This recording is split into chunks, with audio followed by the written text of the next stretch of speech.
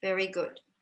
All right, everybody. So today's yoga class, which includes fascia release work, we are going to be softening, working in on the shoulders and neck, and also into the upper back and the shoulders, so that the as I say, the shoulders stop being earrings and they move on down. And when we do things like both back bends and shoulder stands, which are incredible restorative positions in yoga, we actually can get to the right place and fully release the trapezius muscles. So whether you take, let's take whichever balls you have. If you have the Yamuna balls, these are the purple balls, or yoga tune-up balls, or yoga therapy balls, a little bit harder, a little bit more pinpointy.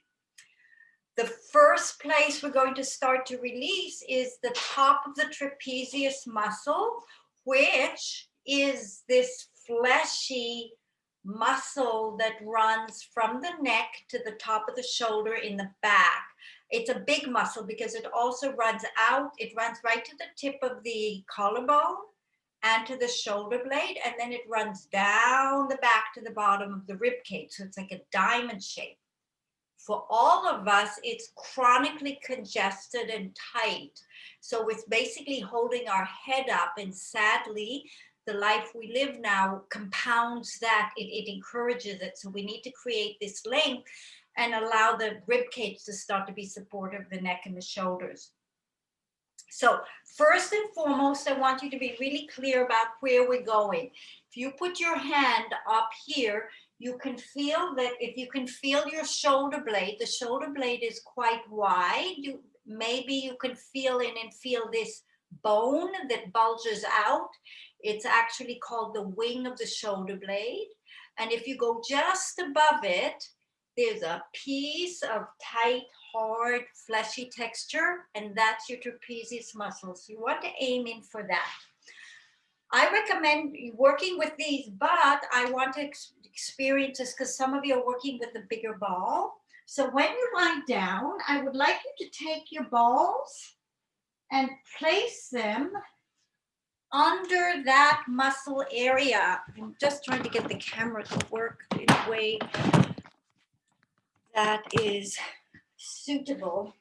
Yes, that's better. So I'm taking the balls and I'm placing one.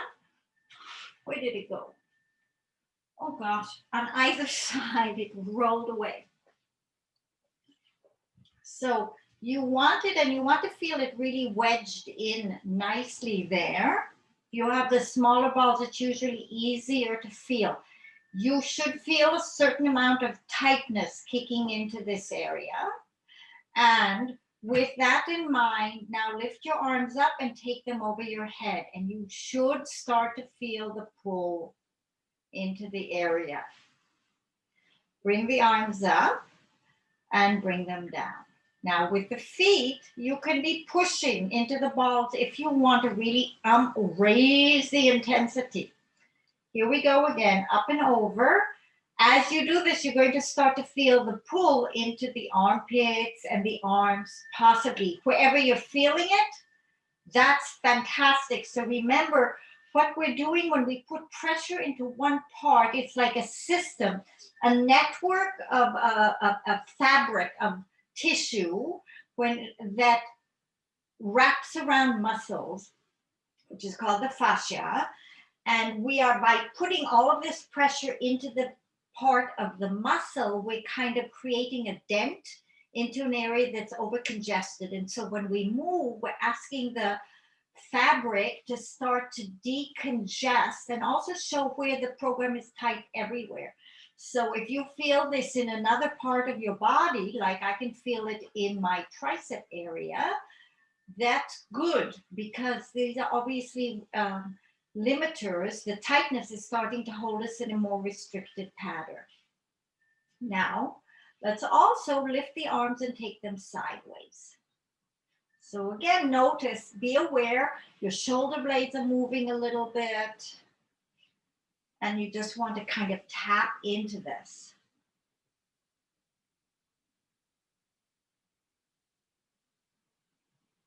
and feel kind of the initial effects of all this. And my balls are moving a bit. Now, here you are. You want your feet on the ground and lift your hips up. Now you're using your feet as wedges to put more pressure into this part, into where the balls are. This can start to be incredibly intense, especially with the slightly smaller balls. And if you haven't been in this area for a while, it's like a lot. So you want to relax. Don't go high. Just find that place that you can be with the experience and start to pay attention. And see if you can breathe a little bit more deeply.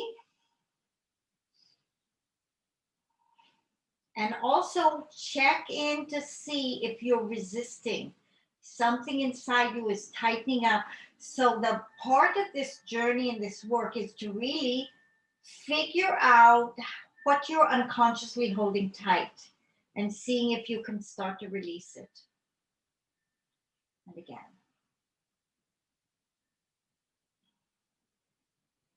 Now, put your hands behind your head and lift your head up.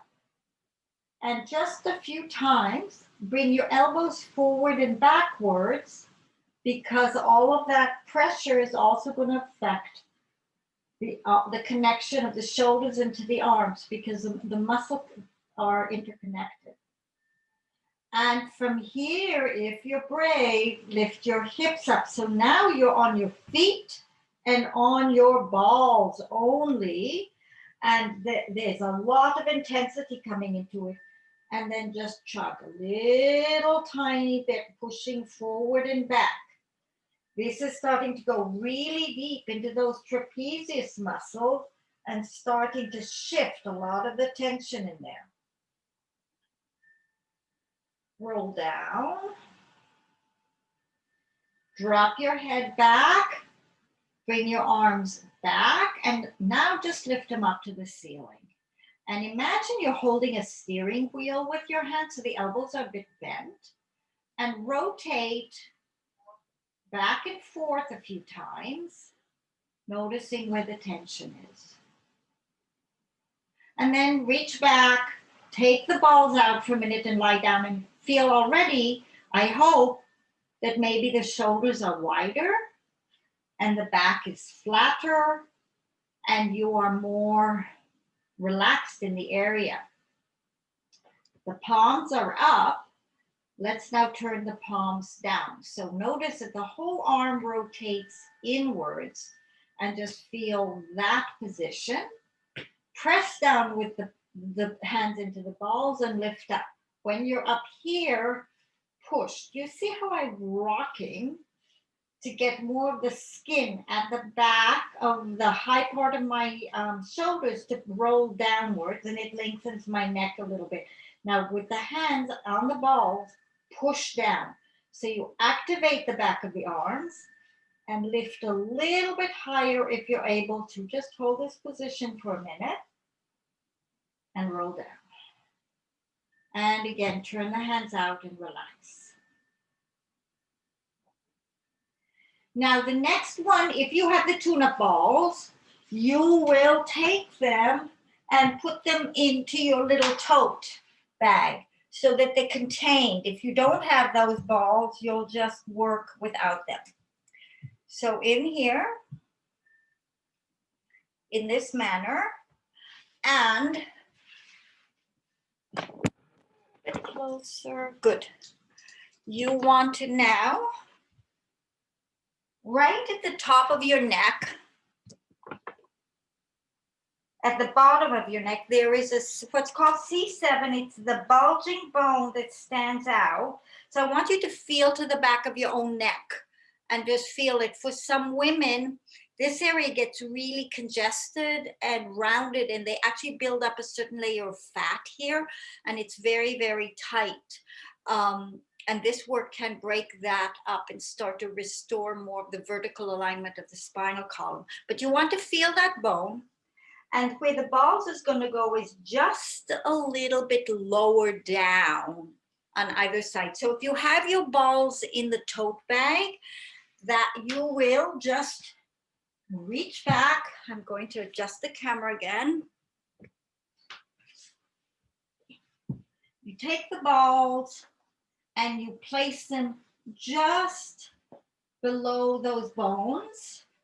If you have your purple balls, you do the same thing. It's going to be a bigger position. Then lift your hips up and you will push toward your head a small amount so the balls roll further down. So that between the top of your shoulder blades. And then from here, sink your hips down and you lift and lower your hips a few times to put pressure into the balls. Now also notice that your shoulder blades are wide as you do this. So the balls are kind of not letting the shoulder blades come together. So they're digging in on either side of the spine and softening the connections between the vertebrae and where the muscles connect right in and the nerves go out from between the discs, really. This area can get very, very tight, but it's not designed to be tight. It should have more mobility. So you want to just feel that pressure into the area. Pay attention to how, where is it tight? I can feel it all the way down to my hips, actually.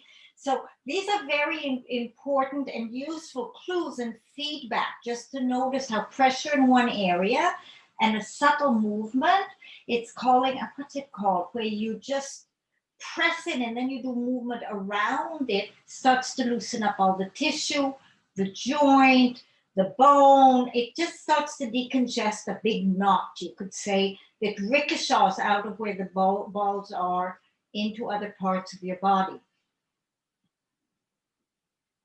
Then lift your arms up and take them over your head. And again, notice where you are. So I'm finding it much harder to get to the floor because I can feel the knotted feeling right there. So let's go slow this first time. Take a breath in. And on the out breath, relax. Big stretch for me in my armpits, actually. So again, just notice. Don't try to be aggressive in this work. The balls are aggressive enough, you could say. It's a very, very personal practice, releasing our bodies. And I love it because of it, because you can become so sensitive for what's right for you, what's too much, what's too little. So you can lovingly get into your own space, your own physicality, and start to decongest places that have been holding tension, and also decongest, and as you open the areas up, you'll be able to have more fluids, more blood flow, more healing, more separation between muscle tissues so they can go back to original state. It's an amazing, amazing gift. Then you'll take your arms sideways. Again, notice that the blocks block the shoulder blades. They keep them from sticking together or moving completely towards each other.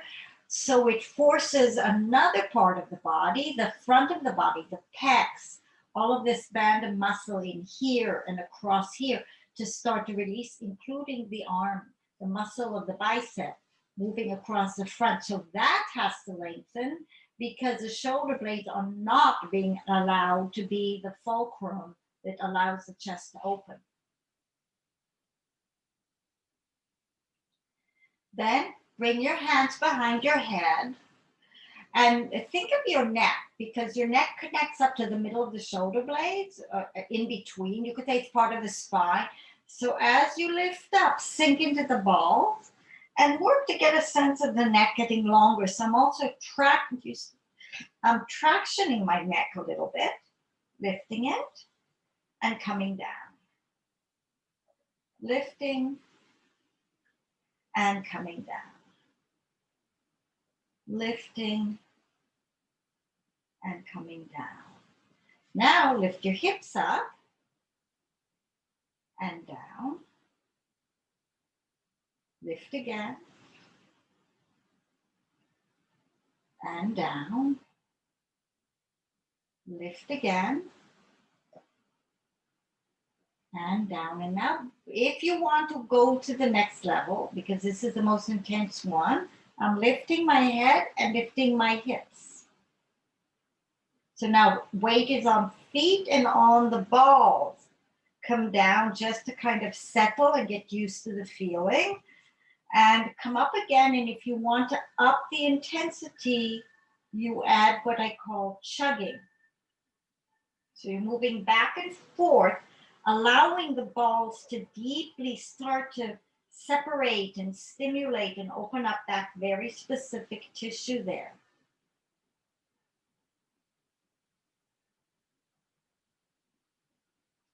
And lower down, drop your head back. And now lift your arms up to the ceiling. And again, remember that steering wheel and rotate. It's as though you're turning your car right and left. Notice where you feel the pull. Because the pull ricochets, tightness in those trapezius muscles actually runs and affects all the skeletal shape of the upper body and the lower body. I mean, that's why we really need a little bit of love for every part of our body, including our little toe. And one arm up and one arm down.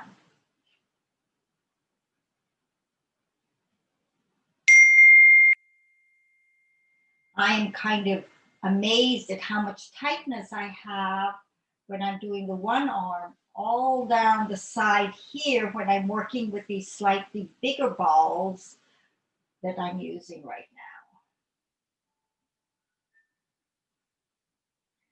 now. Lift your head for a minute. We're now moving to our next place. So lift your hips a bit and roll push up towards your head. So you move down an inch or so. Put your hips down.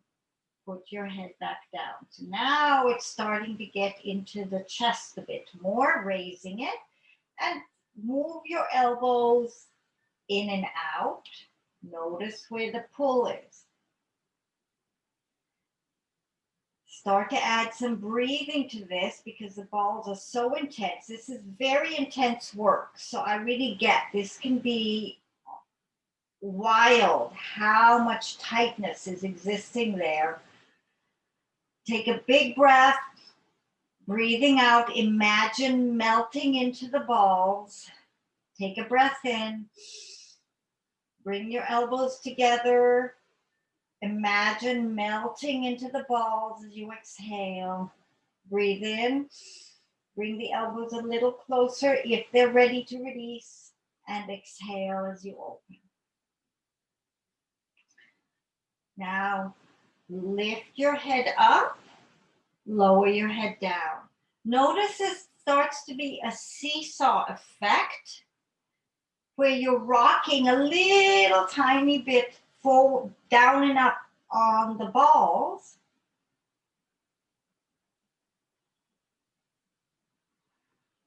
And now lift your hips up and down a few times. Notice how the chest is affected by this work.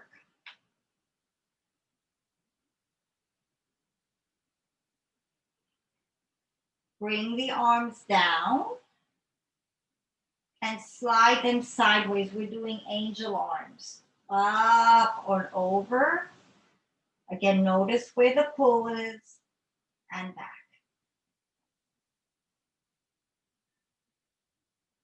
And up. Some of you may find that it catches in the shoulders. You don't want to push this. There's a lot of shoulders right around this whole area can have a lot of stuff going on. So if you're really tight, you just go as far as you feel. Okay, I'm reaching my edge. You don't go further. Or you bring your arms up higher and you go further over without having your hands on the floor. So there's a lot of options of how you can use this. Relax a minute, lift up, reach back and lift your head up, and we're going to chug. Back and forth. I hope you still like me. You will like me afterwards. And roll a little bit further up and down and drop your head down. So up and down with the head a few times. So we're a little bit lower. You're probably close to the bottom of the shoulder blades now.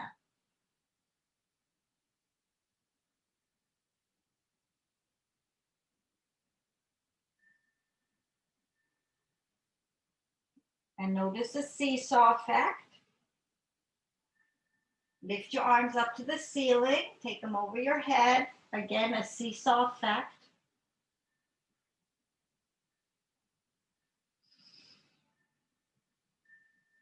See if you can use the breath now, because we're starting to really free up the rib cage. So take a breath in and breathe out. Breathe in and breathe out, and let yourself melt. One more time, breathe in. Big breath, breathe out.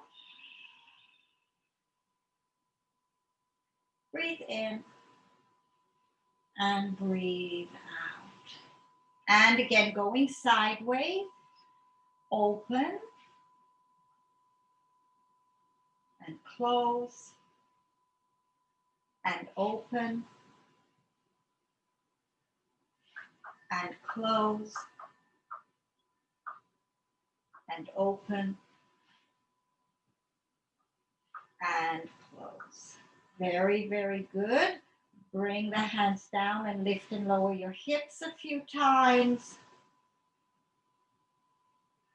Feeling the pressure into the balls, trying to soften up even a little bit more.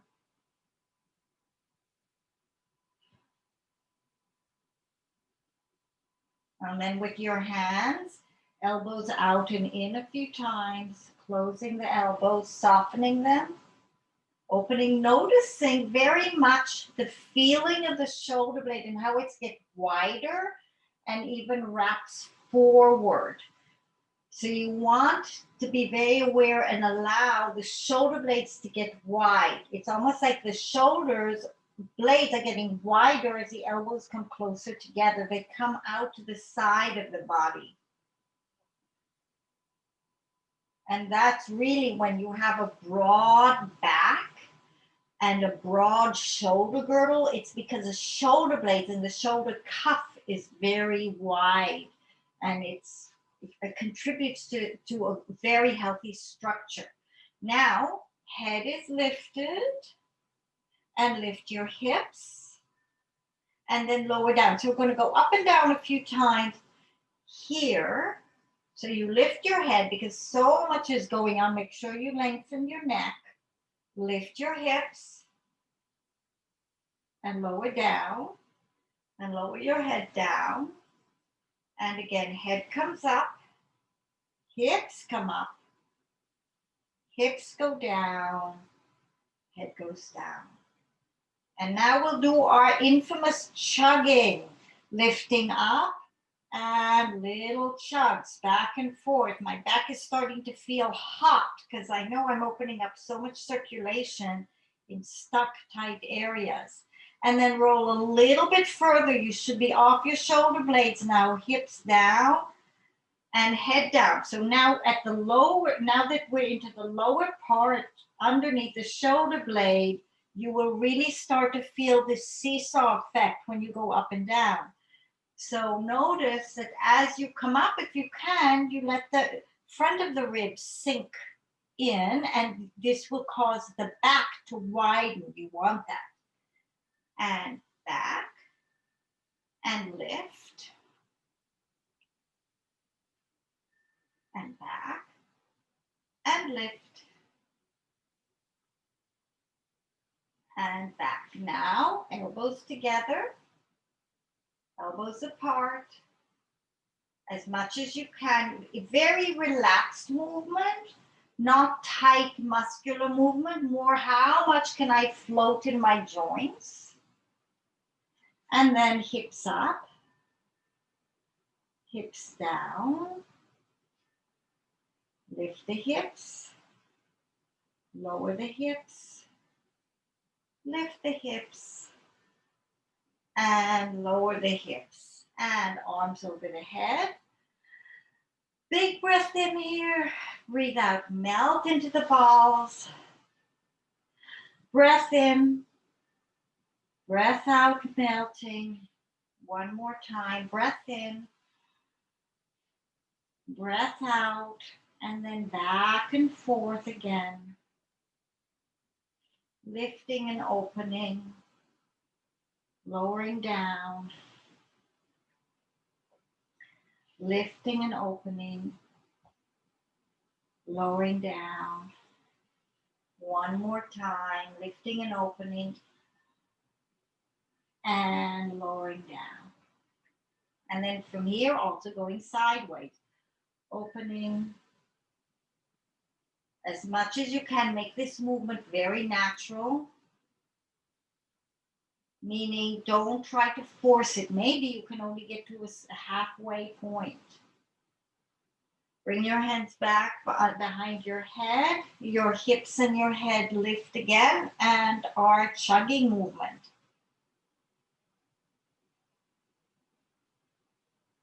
And then roll a little bit further down, drop your hips and drop your head. Stay there. I'm just moving down so I'm in camera view. So now you're just below your shoulder blades. So you're in the kind of center of the ribs. You're not at the bottom, but it's creating a big lift in the rib cage. You bring the elbows together, down, together, together, down. Again, the arms go over the head. Notice how much you can lengthen into all of this band now. And down. Start adding the breath. Inhaling, opening everything, exhaling and sinking. Inhaling, sinking. Inhaling, sinking. Inhaling, sinking. And again, your angel arms opening, letting the back do whatever it wants to do.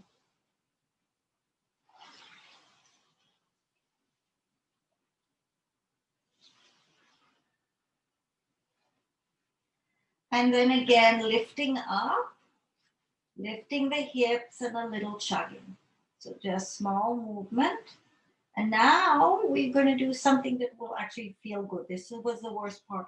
You start to roll back. You go for a walk and you roll back, back, back, back, back, back, back, back up till you get to the top of the shoulders and into the neck, and you come down. You take your balls out and you stop cursing me and you relax, because I know this is super, super intense and can be quite a number. Big breath in, breath out, and just let go. As you're relaxing, just roll your head from side to side and see what that feels like. I'm hoping it should feel a heck of a lot better than it was a little while ago. And just for fun, take your arms back and forth and see what that feels like. And I'm hoping you can notice that it's much, much, much more relaxed than it was before we started, even though we didn't test it. And again, you're here on the floor with your hands by your sides. And I want you to push. Notice that we have an internal rotation of the arms. Take your shoulders down, push into the ball and into the elbows. So there's a slight bend, and then lift up. Now, as you do this, I'd like you to start to notice this high part of the rib cage, kind of below the armpit. So you're pressing down. See if you can get a sense. Usually it will drop because this area is tight. Can you actually see if you can feel how that part of the chest is being lifted? I don't care how high you go, but I want you to get to activate that area. Notice also that you're getting a bit more of a stretch into the neck as you do that. Keep lifting the chest a little bit more, and then roll down, roll down, roll down, roll down, and rest a minute. And let's go a quick Shavasana. Let everything go. Just kind of check in with what you're feeling now.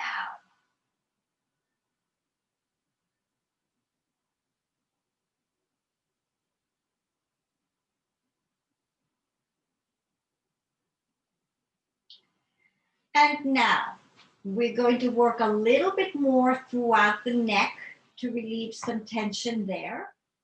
So if you have only small balls, if you have a yoga block so you can get some elevation, that's great. Or the blankets or towels that you just used, and or if you have the Yamana balls, let's work with a slightly bigger ball. I like to use the pearl.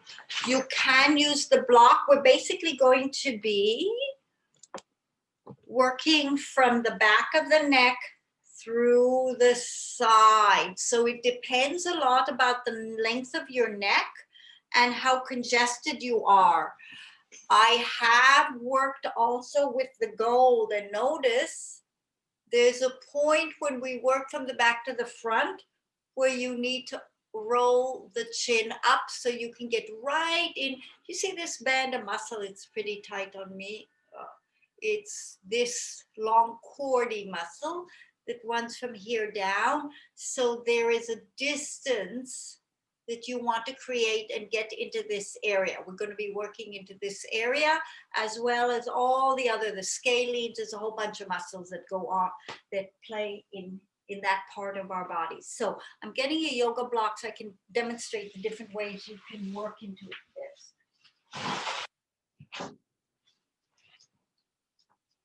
No, my yoga block isn't there. Hold on a minute.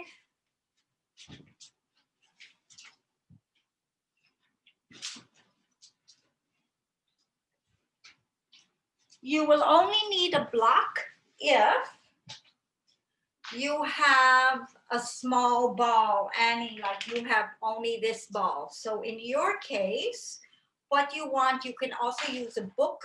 You need to have some kind of elevation so that you can lie down and get this ball like that. For those of you who have the bigger ball, you're just going to get it hiked up. So the bigger ball is really more ideal because it spans all 7 vertebrae, but it does not matter too much. The important thing is doing the work because you'll get benefits. So starting out, this, Annie, you want it right on the side of the bones of the neck, not right in the center of the neck. The rest of us start with the ball in the middle, and you can have silver ball, pearl, or gold. All of them are good. I'm going to do Annie just to make sure I'm tracking with you what you're experiencing. So just lie here for a minute. And the most important thing is notice that there is a natural curve to the neck. You want to be supporting the curve. Yes, the neck can take many, many shapes, but for some of us, we can almost work towards our neck being too straight, and that's not the aspiration. The aspiration is keep the curves. There's a reason for the curves. It gives us a springiness and a vitality. From here, just turn your head a little bit to the side and feel yourself sink in. So if there's a smaller ball you're working with, if you hinge your chin up a little bit, you will feel how you're kind of allowing the bones to go in a bit. So this actually works even for all of us. Just having the chin lifted a little bit. And for those of us on the bigger ball, you can roll the head a little further for all of us. So you probably are starting to feel some tight spots. And lift and lower your chin a little bit, because right where the neck connects in with the top of the skull can have a lot of like knots and garbage and tension. And it actually affects the communication between the head and the body. So loosening all of that up can feel so delicious. It also builds up tension in the back of the skull. Now, right here, we're going to start to roll to the side a little bit. So where head is turning to the side, we're beginning to roll to the side.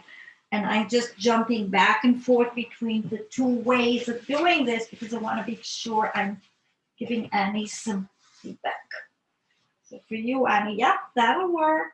That'll work. You can adjust things so that the pressure is getting in.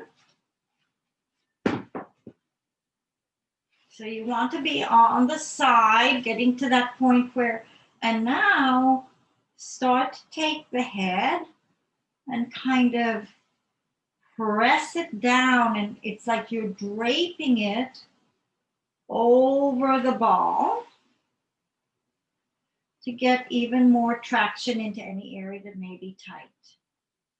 We are also going to roll even further towards the throat. So from here, lift your chin a little bit. So you're exposing more of that front part of the neck, and see if you can roll a little bit forward. Remember that point I was saying between kind of the back of the ear and underneath the chin area, right in here. For me, I have a lot of tension in there, so I really like getting in there. Each of us is different, so just pay attention. Now, you can roll right onto your Adam's apple. So we're going to go just to the side, but don't feel vulnerable about putting pressure into the area. But if you've never done this before, it can feel very vulnerable. So take your time, rolling and lifting your chin up.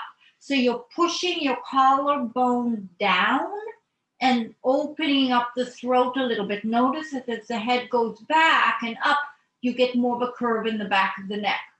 Just be aware of that. That's a good thing. We want this neck really releasing tension. Take a breath.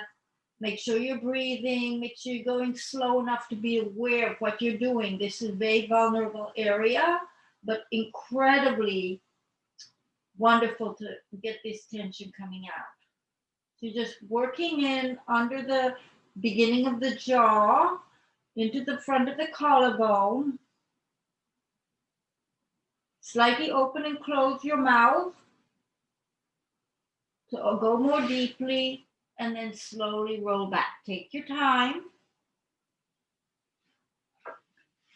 You'll also have the opportunity to push the shoulder down a bit.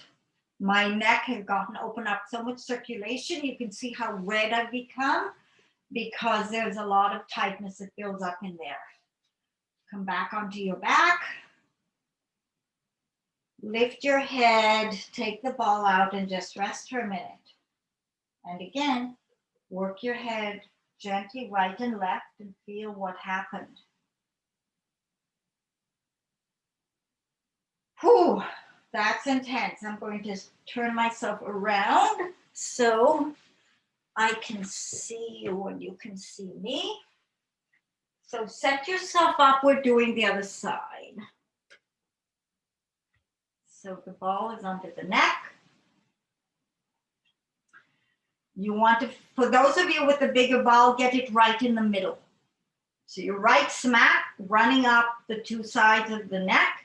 Just kind of check in. How does your neck feel? You know, most people have their neck and their head kind of off kilter, and or we all move in and out of that place. But this neck work can help set the skull and the neck to go straight again when it's been off. Very, very interesting work. We're so malleable. We're like plasticine, and we think we're some rigid, stuck, fixed being. It's wonderful. That's all I can say. I'd be very bored with myself if I couldn't shift. So we will slowly roll the head to one side. Right there, do you feel tension? Do you feel kind of a congestion starting to kick in? Big breath.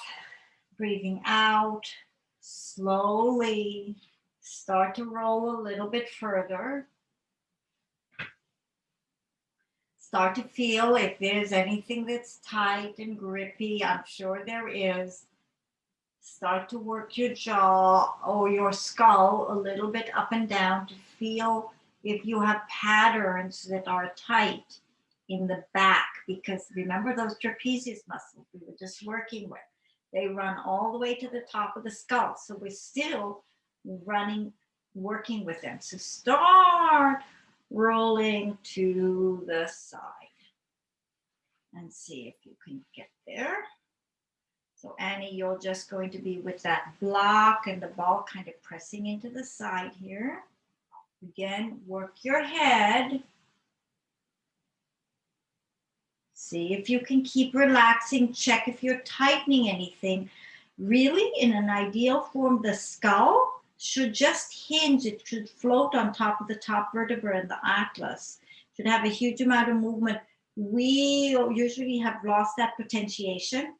Interestingly enough, I think of this sometimes in India, part of their culture is to turn their head right and left and kind of go, oh, almost like they meet you and they wobble their head. And so their head and neck and skull are usually very, very loose. And interestingly, they've developed this whole very spiritual orientation to life, maybe because they've got these loose, they keep the brain loose. I don't know, this is fun entertainment stuff. Then the chin is lifted and you start to roll forward. Remember, again, you're stretching the side of the neck and into that side muscle.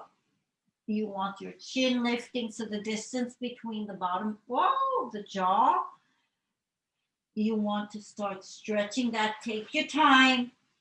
This is private work. No one is seeing you. Roll through all of that tightness and you're stretching your neck, starting to lengthen it out, rolling into the front.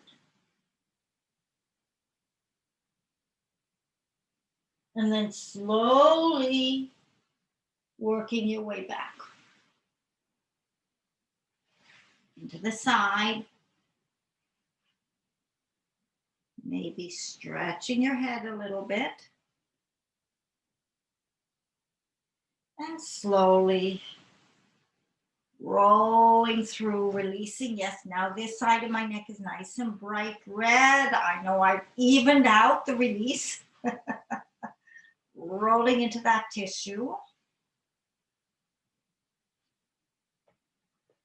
And then when you come back, take your time, because don't rush it, don't try and stay in pace with me. When you're ready, you lie down and just see what it feels like.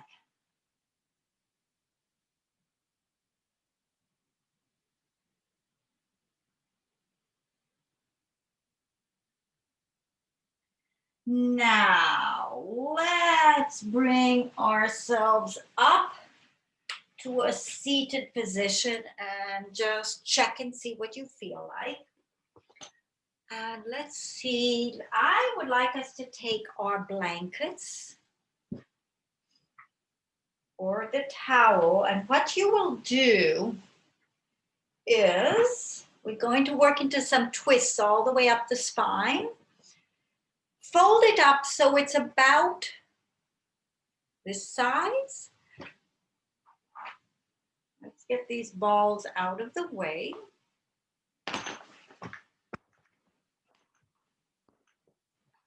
So just to give you a philosophy, I consider the body has a geometric blueprint. If you look at the Fibonacci, there is a very common old drawing of the human anatomy of man. I think Michelangelo did it or someone did it. And there's actually harmonics, like the length of the arm versus the forearm. There is a geometric blueprint that actually I have heard is applicable to everybody, although it's hard for me to understand because I assume some people have long torsos and short torsos. But this blueprint harmonic does exist in all of us, and all of it. Yoga is tapping very strongly into potentiating that blueprint. All of these alternative modalities are potentiation, and all of us, as we access more, we move more closely in that direction, we feel better. So we get imbalances between the right and left side. And what we're doing is unraveling the imbalances. So the first thing you're going to do, you're going to take a notice that I am placing the blanket on my right side. So my left hip is dropping down. And just for a minute, lie like that. So notice that the right hip is lifted and the left hip is down, and the feeling that that creates. Then we're going to go into a twist from this place, because you bend your left knee up and you bring it to, so the knee is just above your own hip, and then see if you can roll over. So the right hip is slightly lifted and you move your left knee towards the floor. Now, if it doesn't get to the floor, you can use a block. But we also, the lifting of the pelvis very slightly is changing the potential of this rotational movement. And just be aware of it. And we're just asking the body to release a little bit. See if you can relax. The hip should be loose and soft. The shoulders should be a little bit more open because we've done the work into the rib cage and the chest. If you want to take it a little bit further, you turn your head and see what happens. Then roll back. Drop your left hip down and bring the leg down. So again, right hip is very lifted, left hip is kind of falling off to the side. Now we're going to do the same thing on the other side. So now we've moved and the left hip is up and the right hip is down. So just be here for a minute, feel that kind of swirling that's happening. Now we're going to lift the right knee, bring it to tabletop and rock over. So now we're doing a twist. I just got a whole bunch of cracks in the opposite direction.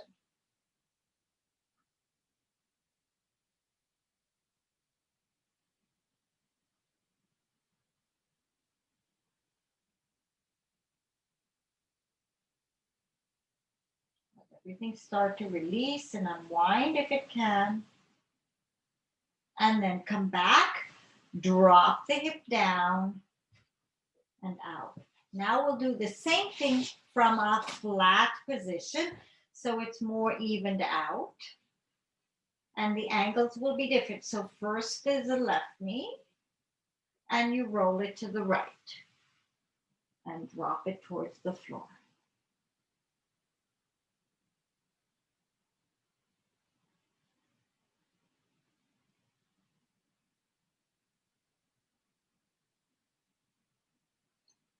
Come back and change sides. Other knee is up and roll it over.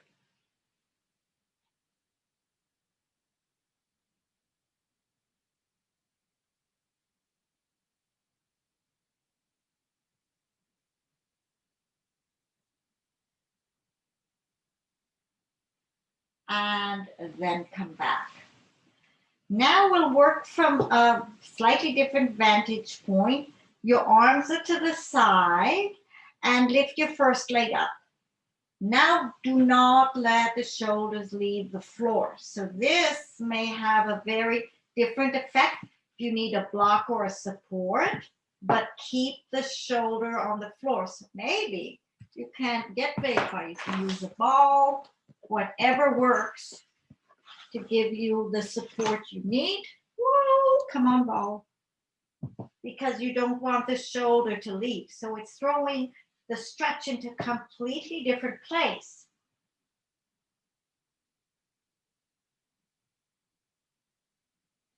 And back. And do the same on the other side. So the knee comes up, the shoulders stay down, and you go as far as you can go without the shoulder leaving. It's a very different range of movement unless you're very, very open.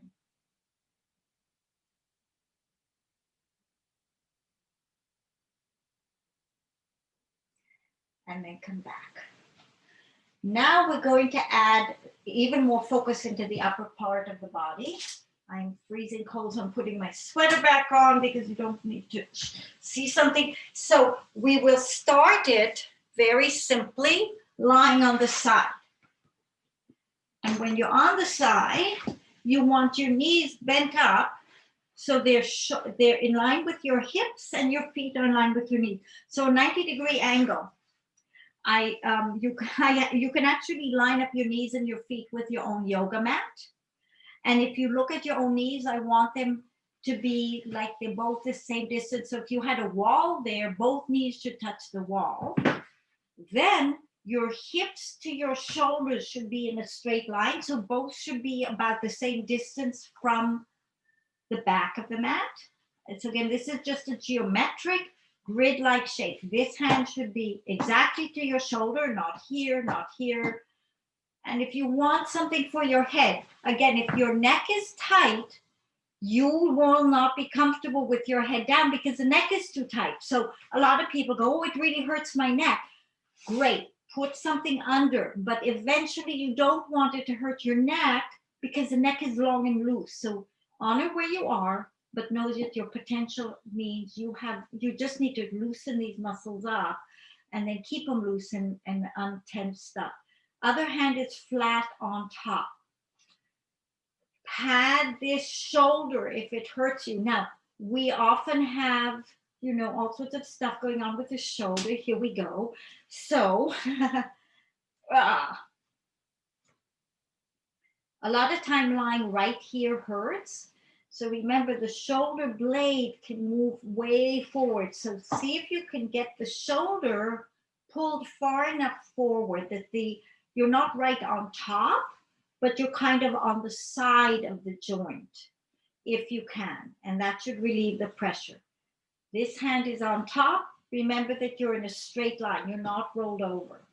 Now bring this hand to the ceiling, and then the knees don't move, and you will start to open sideways. So this, if you're really at your blueprint potential and your whole spinal column has been unraveled, you will be able to get your hand and your shoulder to the floor.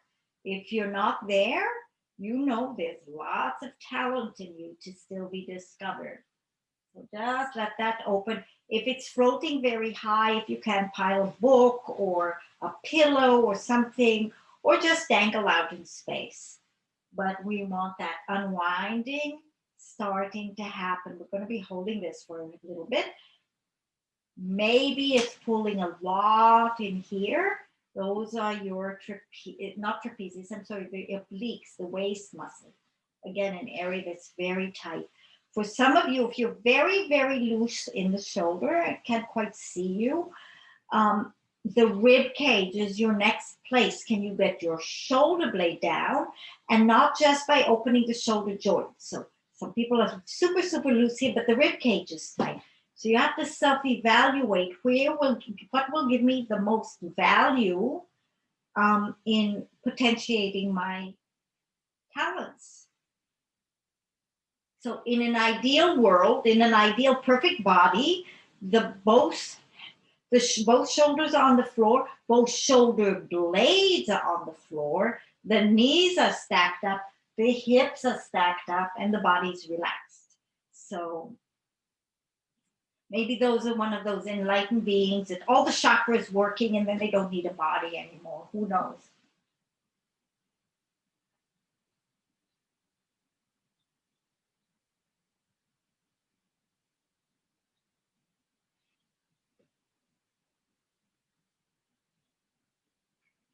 And then bring the hand up and bring it back. So you check, are you right back where you started? Now we'll do 5 times back and forth. So we also stimulate the muscles just to open and close. I'm getting rid of my pillow because when I'm here, so you will open. Just take your time and then close. So start to notice what works. What are you kind of firing or using when you go from open to close? And close.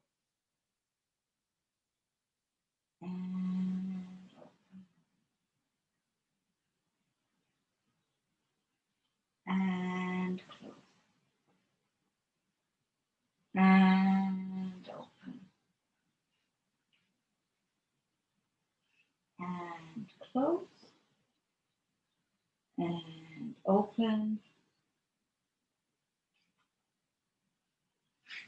and close. Very good. We will do the same on the other side. So just roll over, do whatever you need to do to adjust.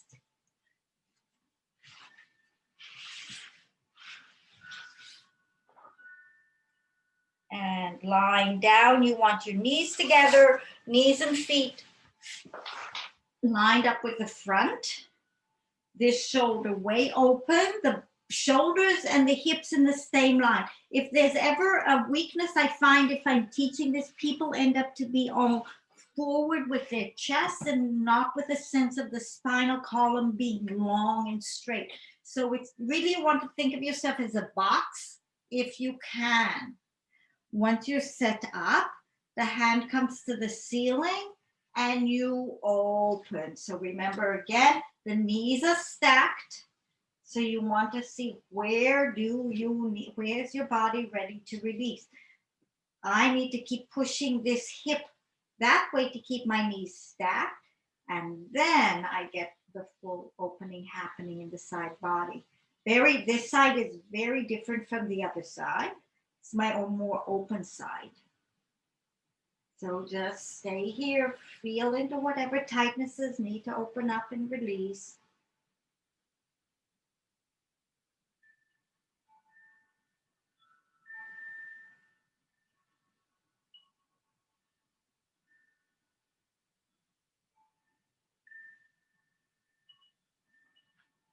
Again, scan through and figure out, is it the shoulders and the arms that are very tight? Is it the rib cage that you can get more advantage of? Is it the waist? Is it the hips? Wherever it is for you, and or you may be getting good value just from the first shape you went into.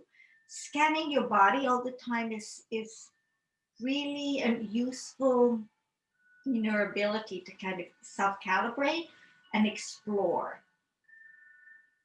And then bring the hand up and bring it forward, and we'll do the opening and closing 5 times. So lift and open.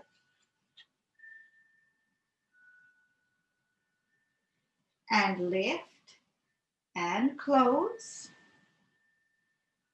Lift and open. Lift and close. Lift and open. Lift and close. Lift and open. Lift and close.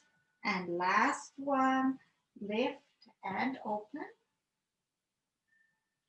And lift and close. Again, lie down on your back. Quick Shavasana. Check in and see what you feel like.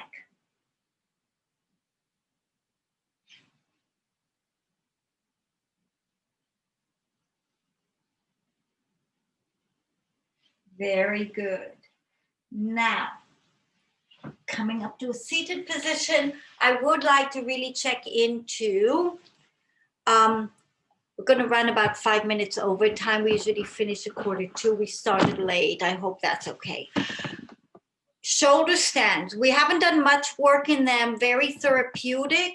I will give a modification if you feel you're not up to going on your shoulders. If you can have access to a wall of sorts, that's great because it gives you an additional skill to navigate up. I'm going to use my sauna wall there.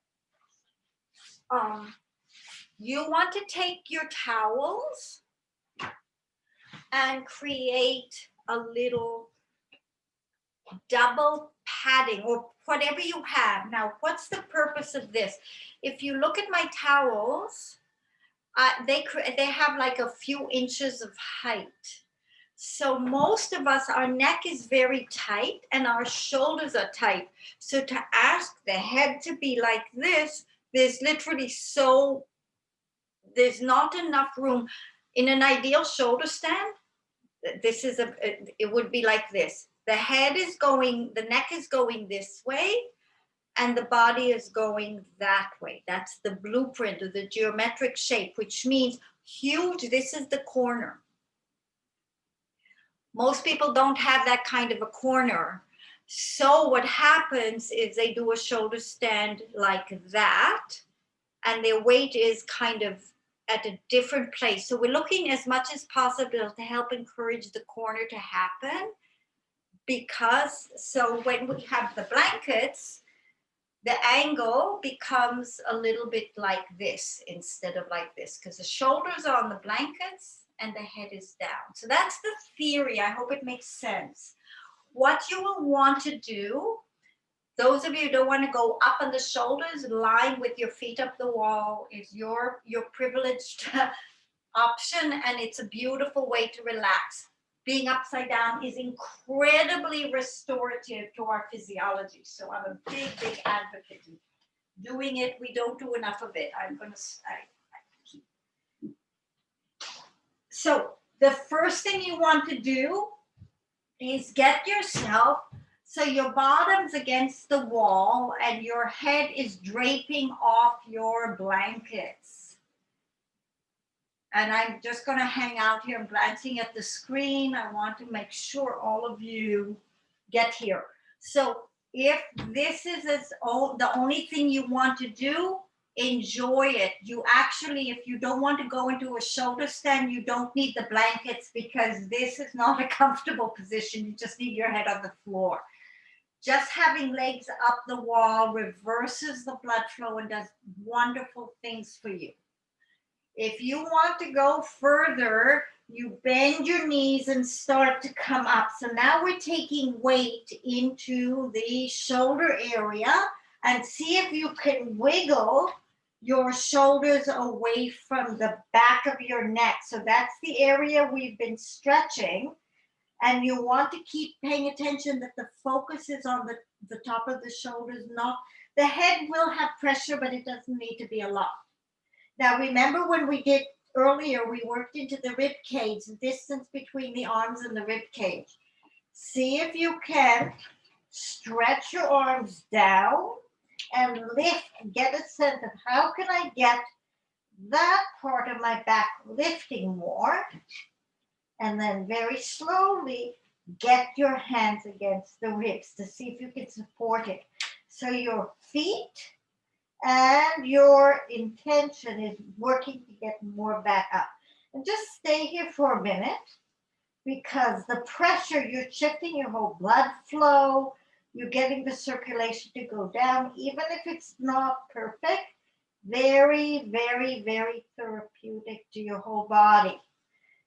See if you can work a little bit higher, use your feet, and now just relax the back off a little bit on the intensity and take your feet up.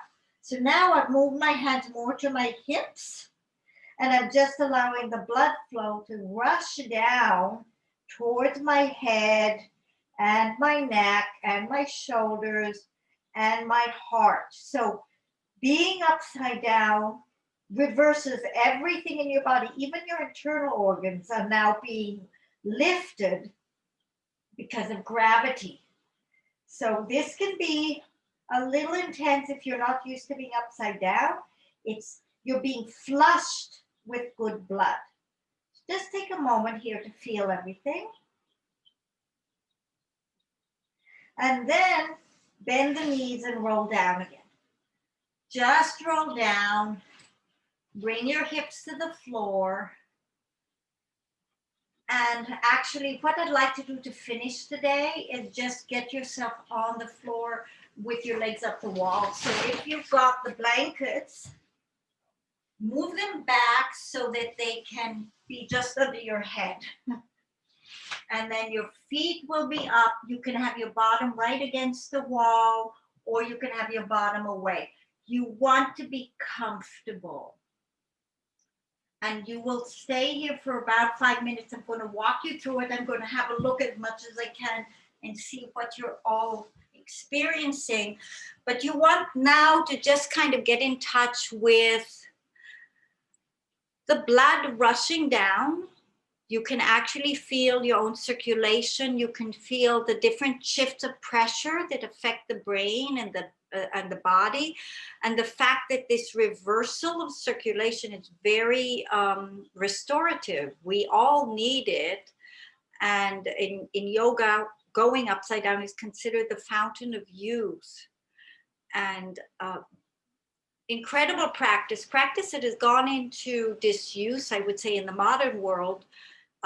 Gosh, in the 70s, when I started my yoga practice, and I was in India 3 times, I studied with B.K.S. Iyengar. Just so you know, traditionally in those days, we used to do 10-minute headstands, 10-minute shoulder stands, and 5-minute plow every class, like every day. And that was my personal practice as well, which meant 25 minutes upside down was normal. And later what happened is there is all this, I noticed starting to creep into classes I would teach. My chiropractor told me it's really bad for me to be doing shoulder stand. He wants to talk to you and explain to you why. I can't do this. There was a lot of delicacy that was starting to come in from lack of education, or people that did not know, have knowledge, having big expert opinions about things. But in almost no classes I attend now is this done very much, or for any period of time, which I consider a pity, because you have to learn the skill, you have to develop the ability. But anyway, it's not being done as much. And I was just reflecting that I want to bring it in more and more to my personal practice again, because the benefits are so huge. So just as what you're doing right now is restorative, it's giving your heart a rest, it's giving your brain a rest, it's reversing your blood flow. So the valves in your legs usually have to pump blood up the legs. Now, and other breaks that always keep the blood from rushing down to your feet. Now you have a reversal of those qualities. So lazy parts of the blood control that don't normally work are being asked to work a lot. And now slowly bend your knees. With care, roll to one side. And then when you feel ready, bring yourselves up to a seated position, and let's just give thanks for everything. So just come to a seated position, close your eyes, take a moment to tap into the center, to who you are in your center of your being. Let's bring our hands together into prayer pose and give thanks and honor the wisdom of teachings of yoga, the deeper meaning behind what these practices are. Give thanks and honor the inner teacher inside of each of us. It's always here for guidance and direction. And let's ask to just be very open, willing to accept ourselves exactly as we are, accept the shadow, accept the light, and enjoy the opportunity that time provides to always receive change, experience change, initiate change, and be grateful that we're part of the dance of life. Take a deep breath in. Bring your hands up to your forehead or third eye. Bring your hands down to your lips for a kiss. Bring your hands back down to your heart and bow your head to your heart. May the mind always be the servant of the heart. And then lift your head and open your eyes, and namaste.